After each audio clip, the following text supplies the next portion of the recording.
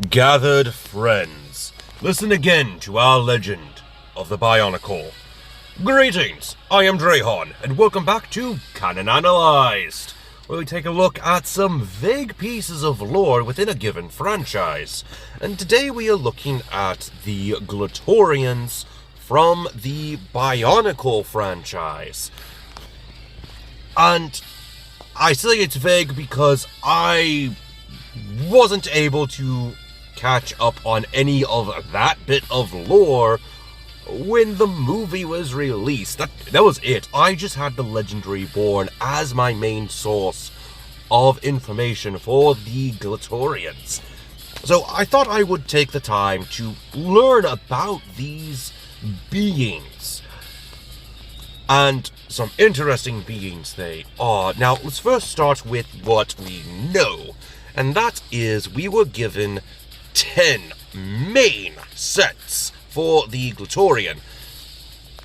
9 if you do not count Motunui, which I don't blame you. The wiki actually states that Motunui is classified as part of the same species as the Matoran and Toa. And right off the bat, you're probably wondering why I have not included Skrull and Stronus. Well, that is because that is our first little bit of lore here that wasn't really mentioned, and that the Skrull and Stronus, who is also a Skrull, aren't Glatorians as in the species. They're Glatorian by occupation, but they are not the same species as the Glatorian. They are similar, but not the same. Similar to how gnomes and goblins are fae, but they are not the same species. That makes sense? Great. Now, when we talk about the Glatorians, there is going to be mention of a very particular event. So I want to go ahead and talk about that event first. And that is the Core War. Long time ago, millions of years ago, on the planet of Spherus Magna, a spring of energized protodermis was found. Energized protodermis had the power to create, transform, fuse, or destroy any object or creature it came into contact with, depending on the destiny of the one who came into contact with it. This was a very powerful substance, and in the novelization of The Mask of Light, it was compared to mercury, at least in consistency. And most likely in color, I don't remember. But this spring of energized protodermis was found in the territory of the Ice Tribe. And so when the leaders of the tribes, known as the Elemental Lords, came together to talk about the spring, the Elemental Lord of Ice claimed the spring for himself and his people since it was found in his lands. And of course, since this stuff was pretty powerful, the other tribes wanted to have access to it as well. So a war broke out for this spring. Now, the great beings, the sort of godlike figures of the franchise, actually attempted to stop the war early because they had found that the energized protodermis was connected to the center of the planet, and extracting this substance was actually slowly breaking the planet apart. And if extraction were to continue, it would eventually destroy the planet. So the great beings decided to try to stop the war by sending an army of Batera, shape-shifting robots that were programmed to attack anyone carrying a weapon. It seemed like a foolproof plan. Unfortunately, it did not stop the war. And eventually, the Fire Tribe was able to take hold of the spring and extract some of the energized protodermis, which was enough to destroy the planet, causing it to fracture into 3 parts. The main planet, Magna, and its 2 quote-unquote moons, Magna and Magna.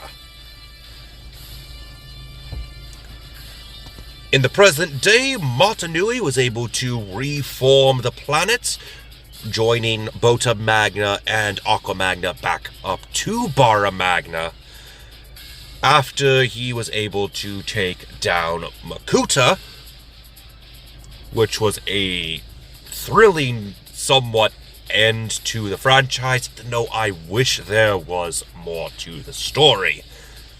There was a short story called The Yesterday Quest that was released. I am still currently reading it, so some of this information is going to be spoilers for that story. So let's go ahead and move on to the Glatorians themselves. Now, like I said, there is the species and there is the profession, which the Skrull and the Sisters of the Skrull are Glatorian by profession, not by species.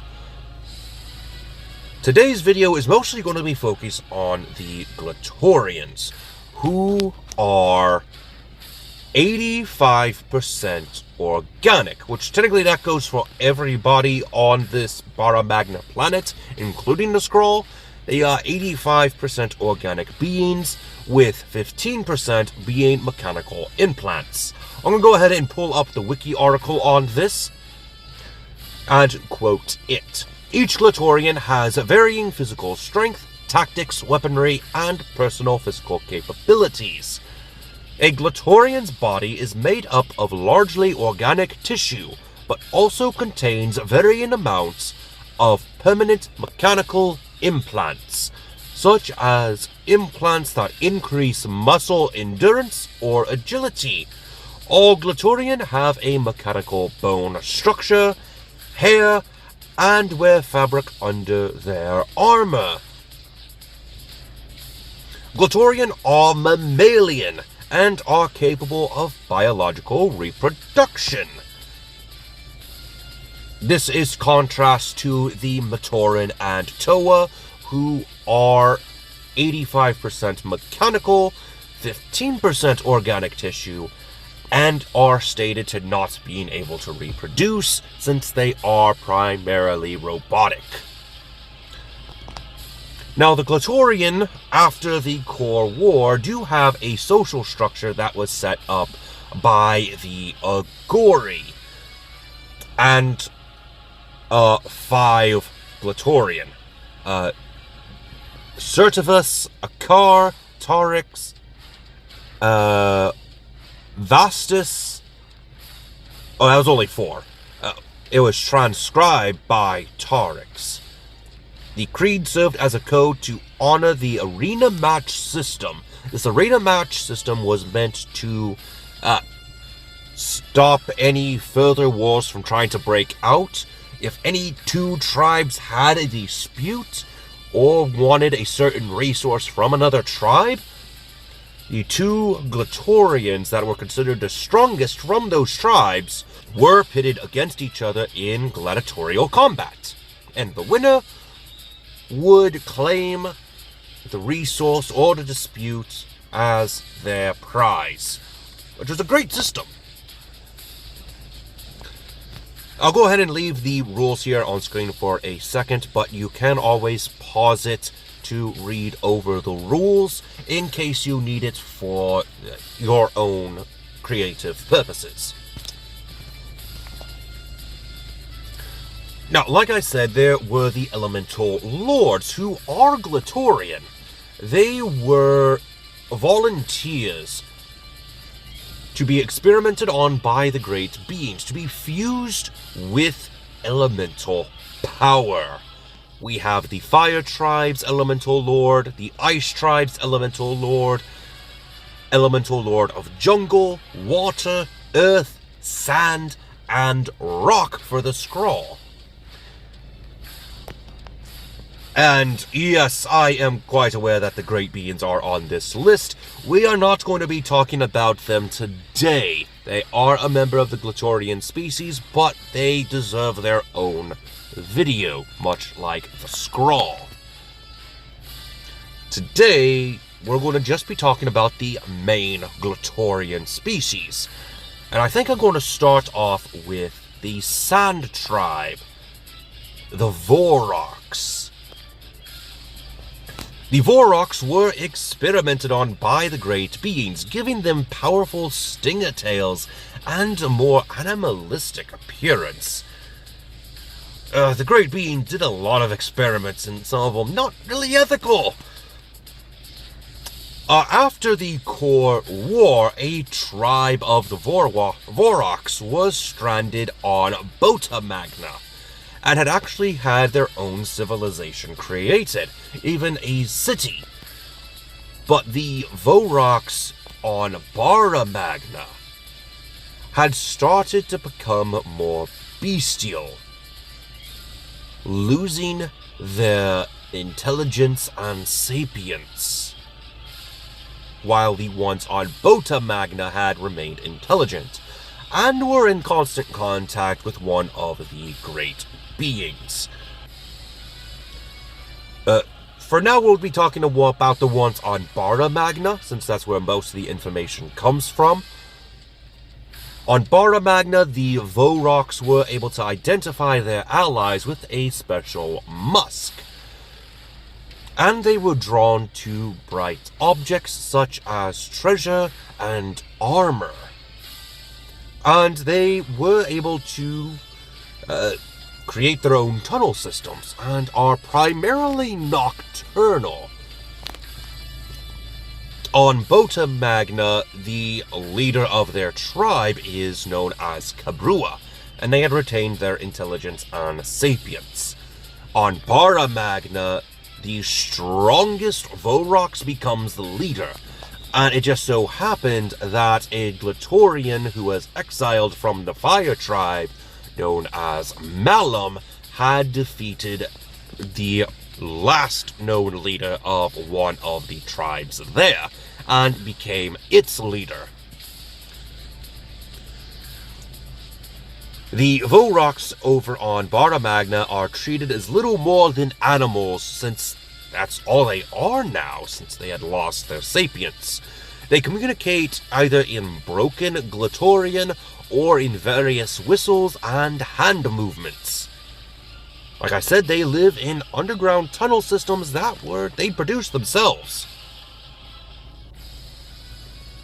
The Magna Voroks still have their intelligence, and they live in a city that they had constructed for themselves, since they had kept that intelligence, and they are loyal to a great being known as Velika. When Velika had managed to get in contact with Cabrua again, he had explained to him how the Voroks of Magna had been treated, which angered Cabrua.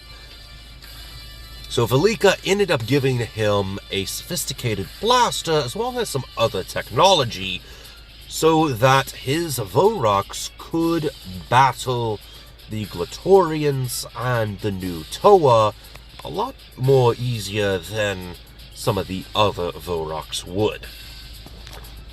Let's go ahead and move on to the Fire Tribe. Prior to the Plague, they had trade agreement with the Iron Tribe. The Fire Tribe would receive metals mined by the Iron Tribe, and for that, the Iron Tribe would receive weapons that the Fire Tribe had made with the provided metal. They were skilled at repairing weapons and equipment. The Fire Tribe also was the second highest populated tribe, and the known Glatorians were Akar, who was one of the Glatorians who had created the Glatorian system, the exiled Malum, and a third Glatorian known as Perditus, who I had learned recently was a subcategory of Glatorian known as a rider, who, well, rode special vehicles for his specific Glatorian combats. Which I found interesting. I was wondering why that set was a thing, and this is why. I didn't even realize he was a part of the Glatorian system. I thought he was like another set and just an exiled member of society, and it turns out not to be true. It's another type of glatorial combat, which I found interesting. We'll get more into the Iron Tribe and this plague later on. For now, let's move to the Water Tribe. These are actually the least talked about tribes members, and that they don't really have that much lore on them. The city they were once in was Tajun, before it was attacked by Skrull and Bone Hunters. They later relocated to a location known as Knee Island. Either location they were at, they had access to natural bodies of water, and they became renowned as tradesmen, despite the impediment of the raids from Bone Hunters. But they were good tradesmen because they had access to a much-needed resource, this water. Known Glatorians of the Water Tribe were Tarex and Kina. Much like a car, both of these Glatorian were given elemental powers by Mata Nui. Next is the Jungle Tribe. And the Jungle Tribe actually has some of the greatest backstory. But first, there was a third Glatorian supposed to be in a fifth Bionicle movie. However, this movie was cancelled. Upsettingly. I wish they had continued to produce it. But anyway, they were torn about participating in the Core War, to the point where they actually had their own civil war. To quote, this conflict, known as the Core War, deeply divided the Jungle Tribe of Kori, with some supporting the war and some vigorously opposed it. Ultimately, the war was ended by a cataclysm that struck the planet, shattering it into 3 pieces and trapping the elemental lords. The Jungle Tribe remained divided over the Core War, to the extent that the Magna Jungle Tribe divided into 2 factions who did not wish to live together. To solve this problem, the tribe's elders challenged the 2 factions to build villages in small portions of forest on Magna. Whichever built the best village the quickest would have the right to the land. However, the elders arranged things so that neither group would have sufficient materials, and the factions had to borrow and trade with each other in order to build their structures. By the time the job was done, the rifts between the tribe had healed, and the Jungle Tribe took residence in the twin villages of Tessara. I've got to say, that is a riveting story, and I wish that it would be the same in real life. Just being able to come together like that. But it wasn't the same for us, but still a moving story for the Jungle Tribe.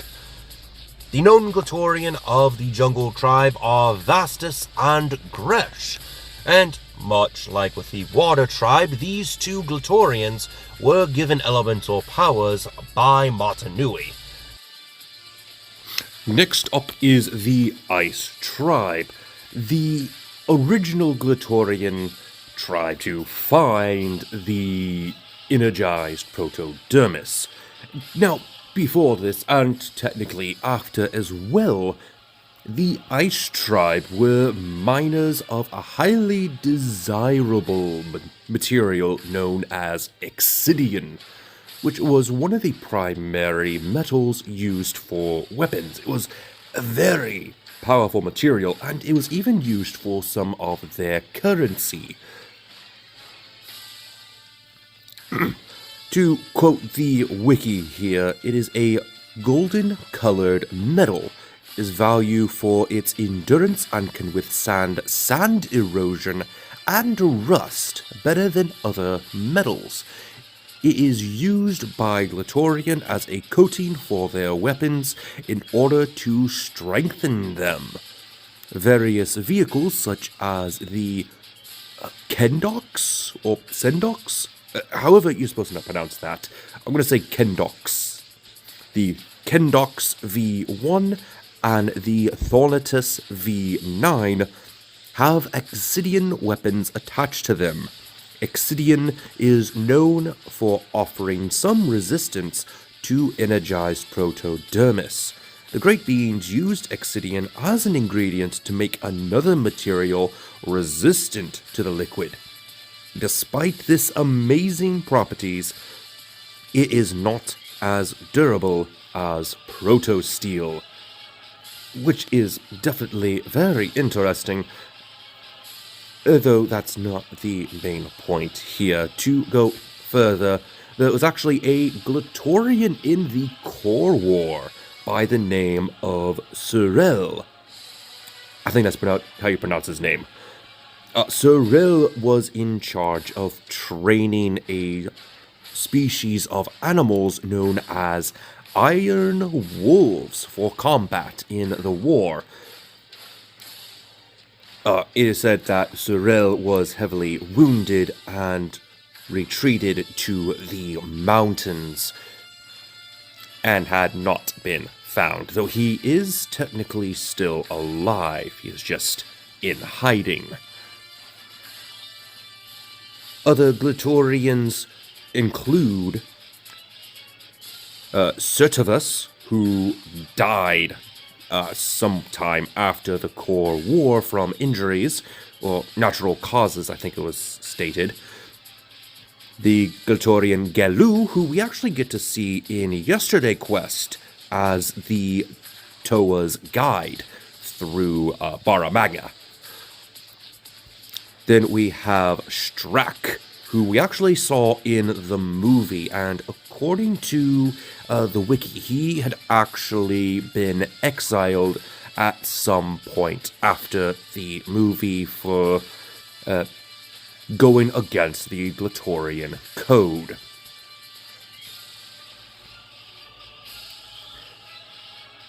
Now, it is said that the Ice Tribe were kind of backstabbers, and we actually get to see this with both Strack and the Agori Metis.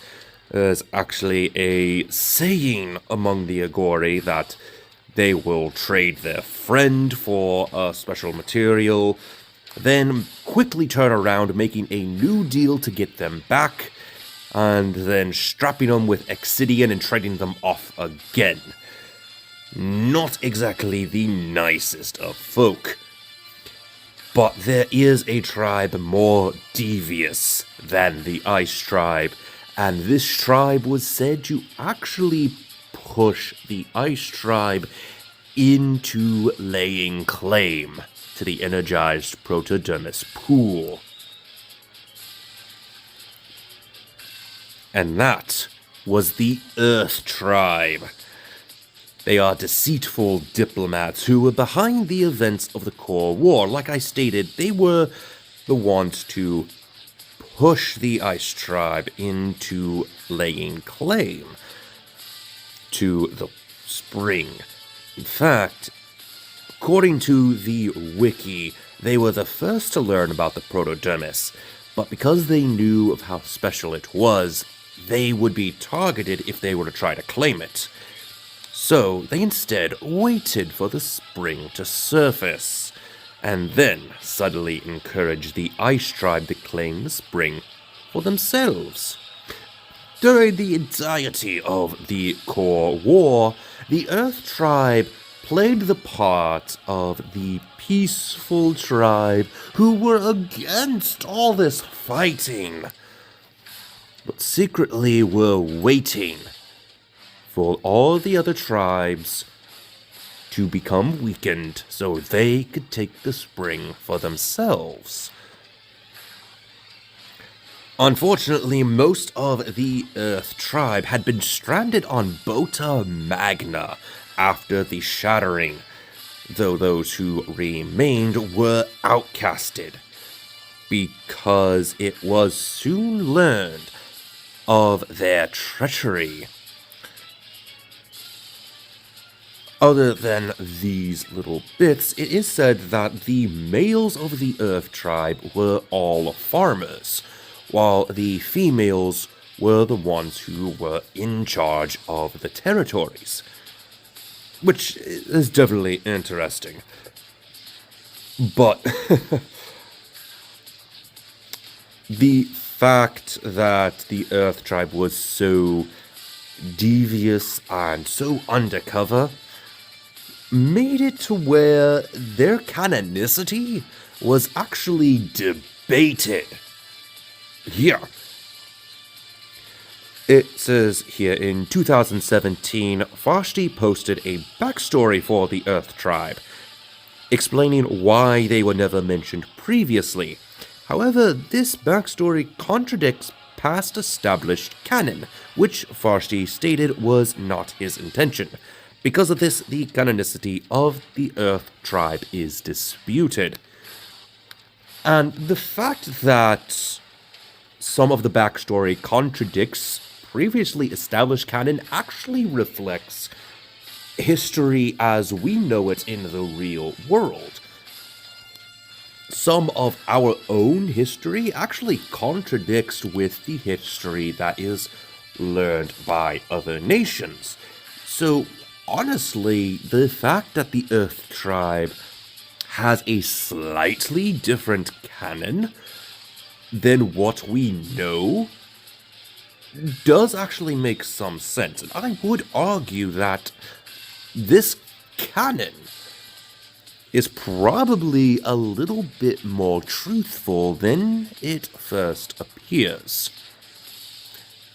And the Earth Tribe would make for excellent villains in a future installment. Because they are more snake-like than the devious Metis. And, of course, we would have gotten a Glatorian of the Earth Tribe in the cancelled 5th Bionicle movie by the name of Terra.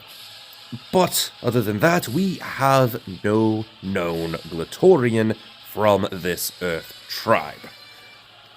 So that's probably what also has the canon be disputed, is because there aren't any known members other than the elemental lord of Earth. But still, let's go ahead and move on to our final tribe, the Iron Tribe. This tribe was mentioned earlier with the Fire Tribe. They had a trade agreement before the plague. This plague is known as the Dreaming Plague, which caused everyone within the Iron Tribe to lose the ability to dream, and thus slowly go mad, and then shortly thereafter perish. This plague had killed 99.8% of the population. There were only 2 known survivors, an Agori by the name of Samad and the Glatorian of Tellerus, who died shortly after it was revealed that an entity known as Anona had been responsible for this plague. because she fed on the dreams of the members of the Iron Tribe. In the story of Samad and Tellerus, they fought against Annona and eventually killed her. At the expense of Tellerus, of course. But the threat of this eldritch entity was stopped, which is good. Prior to this, the Iron Tribe was known as a peaceful mining organization who traded their iron with the Fire Tribe, who also honored and revered creatures known as Scopio. They once sported the colors of gray and dark blue, but used special dyes in a futile attempt to blend into the newly established Magna society. This was sometime after the Dreaming Plague. All of the tribes turned them away out of fear that the members of the Iron Tribe may infect them with the Dreaming Plague. And like I said, the only known Glatorian was Tellerus, who had died during the fight with Annona. The story of the Iron Tribe was very depressing to read about. I mean, your whole civilization just dying out from some mysterious unknown situation, and thinking that it is a plague.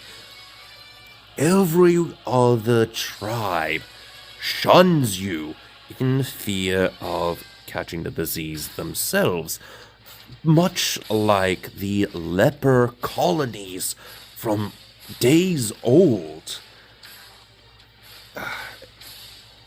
It's got to be one of the more depressing stories that I have read of this franchise. But with that being said, that is all the time I have for you today. Who is your favorite Glatorian, and what tribe do you like more? Did you sympathize with any of the characters in these different stories? Let me know in the comment section down below. Until next time, this has been Drehan, and this is the way of the Bionicle.